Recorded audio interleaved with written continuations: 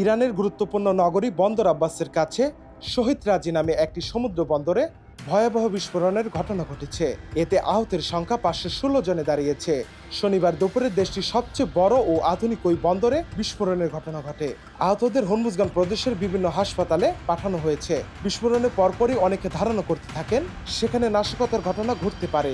তবে দেশটির জাতীয় দুর্যোগ ব্যবস্থাপনার মুখপাত্র হোসেন জাফারি জানিয়েছেন, নাশকতার আলামত পাওয়া যায়নি। জাফারি জানিয়েছেন, বিস্ফোরণ নিয়ে অনেক গুজব ছড়ানো হচ্ছে, সেগুলোতে বিশ্বাস না করে সরকারি তথ্যের জন্য সবাইকে অপেক্ষা করতে।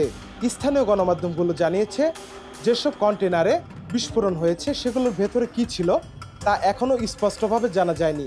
তবে সেখানে সালফার জাতীয় পদার্থের গন্ধ পাওয়া গেছে। এই মুহূর্তে পরিস্থিতি নিয়ন্ত্রণে আছে বলে জানিয়েছে সরকারি গণমাধ্যম।